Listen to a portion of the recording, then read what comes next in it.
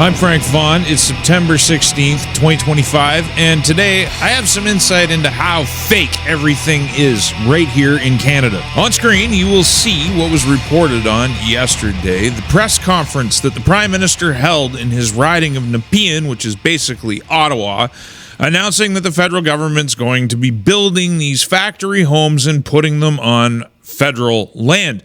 Basically, commie housing, wartime housing, if you want to use different terminology. But the fact of the matter is, this is actually just a public relations campaign for companies that will directly benefit Mark Carney's portfolio. This is a man using the Prime Minister's office to enhance his portfolio value. And he's using the taxpayers' dollars to create this, what you see here, this whole thing, all these people standing there organically, the modular housing, the flag. Let me give you some private insight into this. I've done some digging into this particular press conference, but it was actually an email from a viewer that kind of set things in alignment, and you need to understand how fake everything you see from this government is, and you're paying for all of it. I unfortunately live in Carney's riding. This is from my contact, and they are connected in the construction industry. They noticed that there was heavy equipment working to make a granular pad on a hydro easement on Maryville Road in Ottawa. Now, this person in construction didn't see the job posting, so this was a tenderless contract that was awarded apparently to Taggart Construction. That part I have not confirmed, but that's my contact says it was Taggart Construction that poured the pad. You can check into that, but the pad wasn't there before. Once the pad was completed, a crane came in to put this large removable modular complex, which Mark Carney did a photo op of to promote affordable housing. The next day, after the pictures were done, the crane was back, removing the module, back on the trucks, and took them away.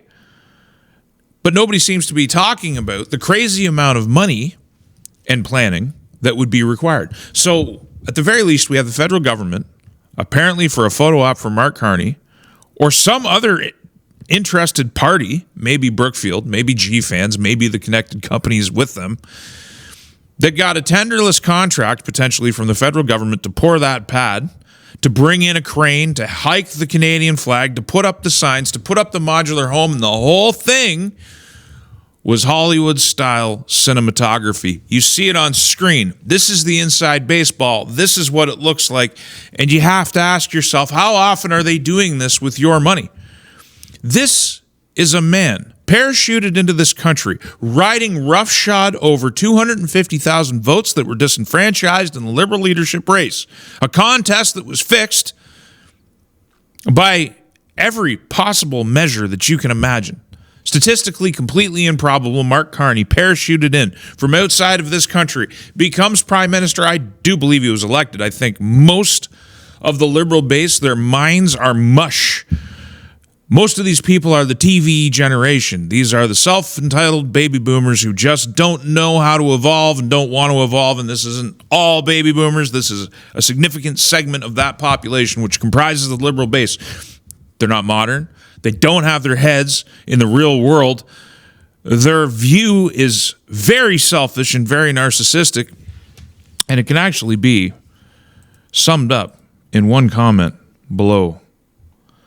And I don't know if this is a baby boomer, but the comment just rings true. Not a bad idea. Hope it works. That is building these coffin homes, these modular homes by the thousands, and jamming probably mostly new Canadians into them while everybody else just gets to scrape by, none of which will solve the problem. 4,000 houses are a drop in the bucket when Canada is short by millions. And the real problem, mass immigration, the IMP program, the Temporary Foreign Workers Program, all the student visas, all the visa overstays that are running loose in Canada right now and are not being deported. That's your housing crisis. That's your social services crisis. That's the everything crisis this will not solve. But this will likely lead to a net increase in the value of the portfolio known as Mark Carney's conflicts of interest. Canada's being looted, folks, right in front of your eyes. And there's people who say, I hope it works. I hope it works out. It's a good idea. Let's give it a try. This fakery This standing before the eyes of the nation and mocking you, rubbing your face in it because they can. They can get away with it because there's a whole segment of the Canadian population, largely concentrated in Ontario and Quebec, not all, but many, who are holding this whole thing back, this awakening process, this understanding that the nation's been lost, the nation's been looted, that your civil rights don't exist, that anything that you think you own, you don't, can be taken away by the stroke of a pen. This rulership of government, which is not parliament, they're rubbing your face in it with an open PR campaign for the continued looting of this country while you suffer and are forced to pay for it. It's disgusting.